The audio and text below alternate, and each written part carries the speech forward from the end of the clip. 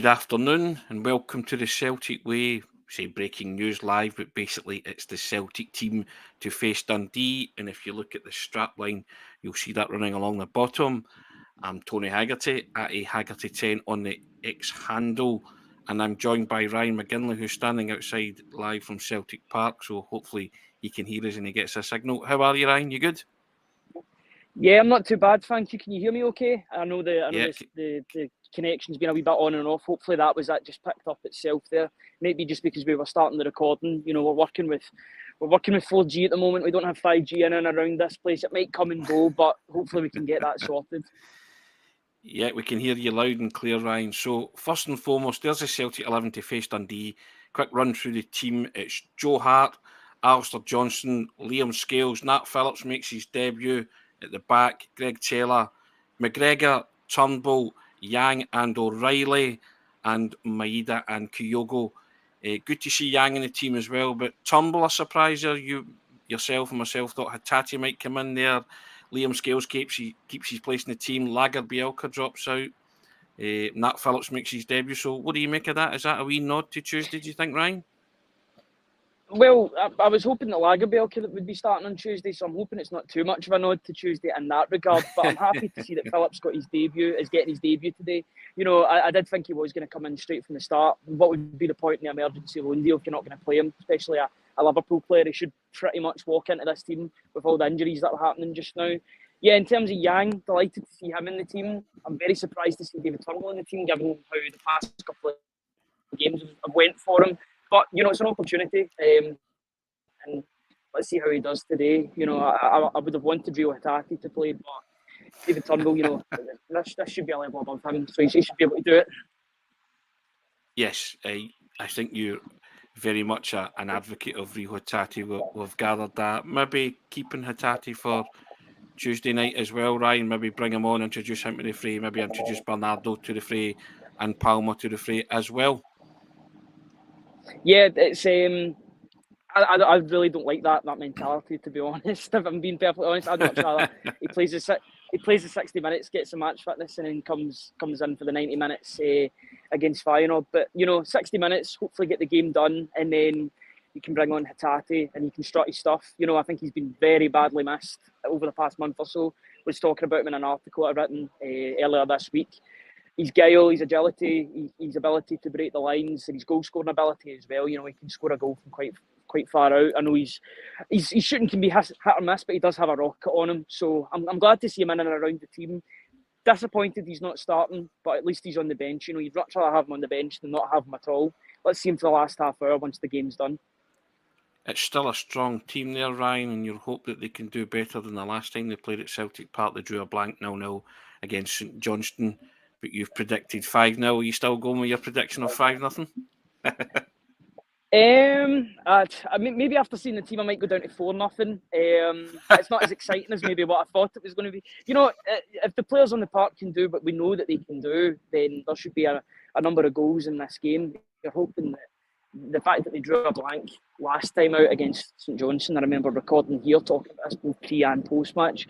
You know, we were excited before the game, then after the game we were so disappointed. We were a bit worried about Ibrox, but that turned out okay. You're just hoping that Celtic can take that momentum that they got in the last game and then translate that into goals. They only scored one goal at Ibrox. They could have scored a couple more. You're hoping that.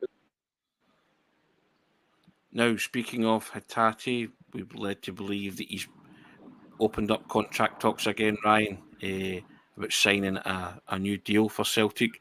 I know you want them to sign a new deal for Celtic, but is that something that you welcome?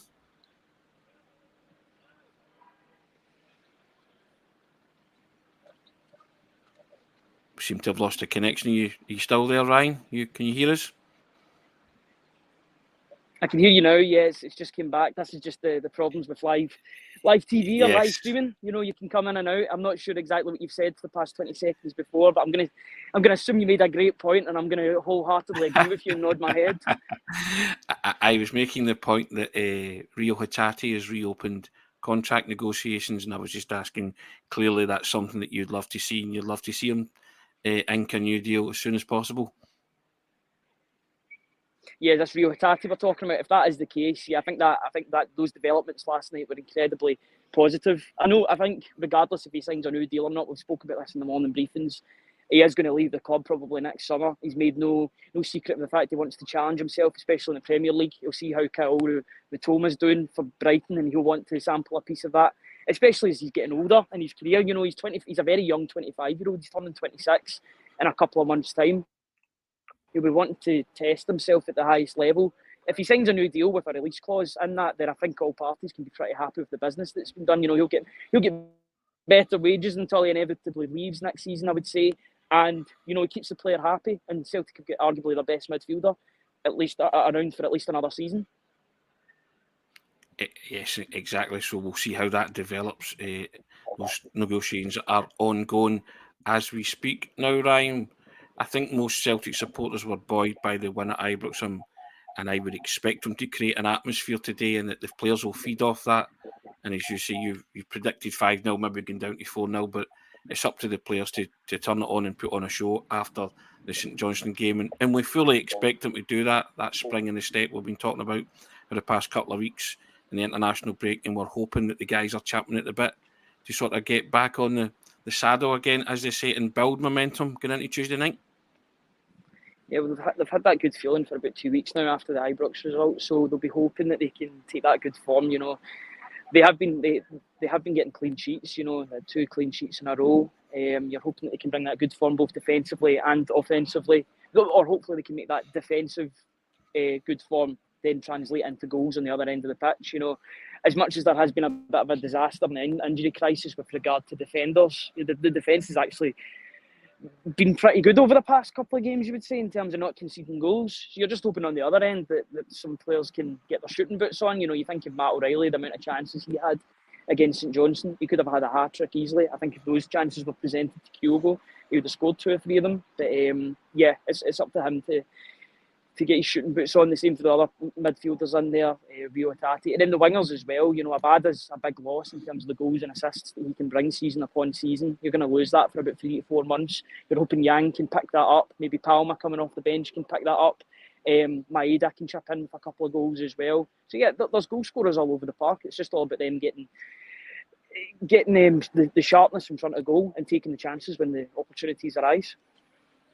Now, I think everybody will be desperate to see Nat Phillips in action, but they'll also be looking forward to seeing Yang, won't they? Making his first start and see if he can make an impact and impression on the game. Yeah, absolutely. It was very well documented, the fact that he wanted to leave his club in the summer and he wanted to make that next step into Europe. This is his big chance with Liel Abada being out injured for 3 to 4 months. He plays on that right hand side. This is his opportunity, along with Tellio as well. I know Tellio's still got a bit to go before he makes first team squads or first team proceedings or starting games. But it's a big opportunity for him today. I quite fancy him. I said I fancied him to break his duck in the first in that last game against St Johnstone. But today could be a great opportunity for him to really get off the mark. He was a goal scorer in South Korea. You're just hoping that he can do the same in Scotland. What about Nat Phillips? Will he break his duck today? Well, we don't really seem to be scoring from corners that all too often. I feel like that's been a problem for years, that Celtic haven't really been scoring from corners. I know Carter Vickers has had a few, Starfield got a few last season. He's obviously away from the club now, he joined Celtic Vigo. So it's an area that Celtic should be exploiting, especially with guys like Matt O'Reilly and David Turnbull who can put the ball into the box with pace. I'm sure there's other takers as well. We've got Palma that could come off the bench that's good from set pieces too, whether that be free kicks or set pieces with regard to corners. So it is a tall back line. Scales isn't small. Nat Phillips isn't small. Lagerbielke's quite a tall guy as well. He's 6'3". He's one of the taller players in the team, or one of the tallest players in the team rather. So it's definitely an area that Celtic should be exploiting more, and hopefully that can start today. But any goals a go, I don't care how it goes in, as long as Celtic are scoring goals. That's the main thing. I'm looking at the bench, Ryan, and we've got Palma, Holm, Bernardo, Hatate, even Forrest to an extent. They're all game changers, aren't they? They can all change the nature of and complexity of a game if they need to be called upon. Yeah, absolutely. I'm looking forward to seeing a wee bit more of, or anything at all, of Bernardo and Palma, especially, new players. Maybe thought one or two of them might start today. As it turns out, it was only Phillips that's starting. But that's exciting, you know, after 60 minutes he can come on. And even with newer players on the bench, such as Odin Holm, and to an extent as well, because he's only been there half a year. You get guys that can come off the bench and make an impact. They'll be desperate for a chance to show what they can do. And hopefully, if Celtic can put a couple of goals past Dundee in the first half, they can come on for a wee bit of freedom and strut their stuff and get more goals. Because at the end of the day, you want a win, but you want a good win as well.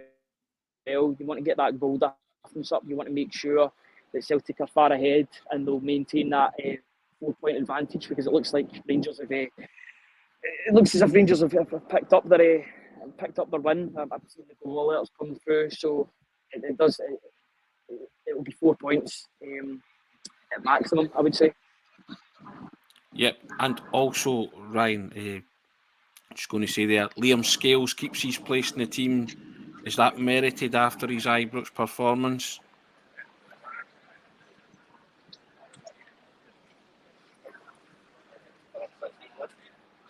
Signal going again there, Ryan. Can you hear us?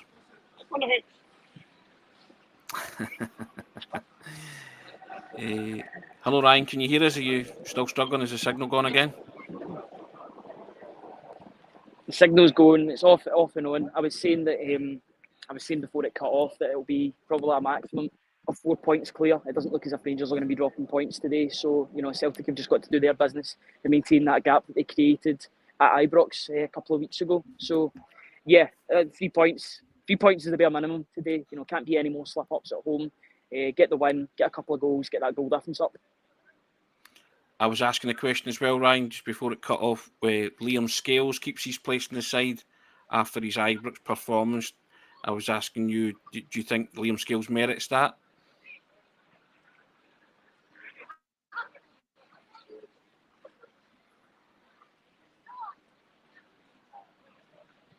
Ladies and gentlemen, looks like the signal's coming and going. Can you hear me, Ryan, at all? No, is it all? I'm back again. Yeah, back again. Back again.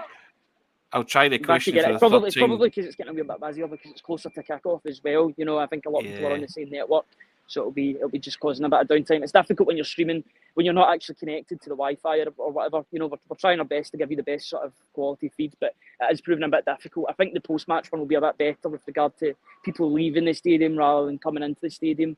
You know, it's something that can't be helped. We could move about, but then that would involve people just moving about for the whole game, you know, or before the whole start of the game. I was asking about Liam Scales, Ryan. He keeps his place in the side after Ibrox. Do you think he merits that inclusion? It probably does, to be honest, going by his Ibrox performance, but I don't want to get too sentimental with performances like that. I would prefer Lagerbielke to be in there with Liam, with Nat Phillips, but you know, it's obvious that Brendan Rodgers is rewarding him for that good performance that he made last time out, and I'm guessing if it ain't broke, don't fix it. I know he's taking out Liam Scales, or he's taking out that Lagerbielke. He brought in Liam Scales, and yeah. Right, I can see and hear that it's getting increasingly more difficult for you to hear us, Ryan. The teams across the bottom there, guys, if you want to have a look at it, it's Joe Hart, Alistair Johnston, Liam Scales, Nat Phillips, Greg Taylor, Callum McGregor, David Turnbull, Yang, Matt O'Reilly, and Dyson Maeda and Kyogo up front. I can hear the singing there, Ryan, in the background, just to make everything even more harder. But we'll call it a day there. I'll just mute.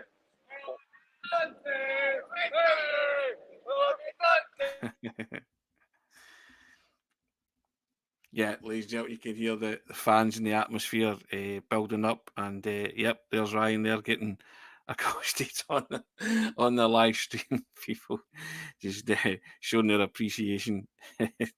We will see. Hopefully, he comes back to us in the fullness of time. But yeah, there. Liam Scales stays in the team. Nat Phillips makes his debut. Yang makes his first start. Lewis Palmer on the bench for Celtic. Hopefully see him later. Bernardo also on the bench. You all right, Ryan? Are you surviving there, sir? Yeah. I muted before they said anything, so nobody would have heard any of that. I don't know. It's getting a wee bit busier now with loads of people, so the connection will be going on and off, and there's less variables that I can control at this point. But it's definitely a rowdy atmosphere from both the home and away fans. So it's Well, so it's going to be an I would exciting just one. say I'll just say we'll probably wrap it up there, Ryan, and hopefully you can go away and enjoy the game, and we'll reconvene after it, and hopefully for that Celtic victory and 3 points in the bag. All right, sir. Take care. Yeah. Hopefully the Dundee fans are a wee bit quieter after full time. Fingers crossed. We'll speak to you at full time, sir. Take it easy. All right. Cheers, guys. Enjoy the game. Thanks for your time, ladies and gentlemen, and I hope we will see you at the end of the game. Ryan will go to a more secluded spot, and no doubt the Wi-Fi will be better. Take care and pray for a Celtic victory, of course. All the best.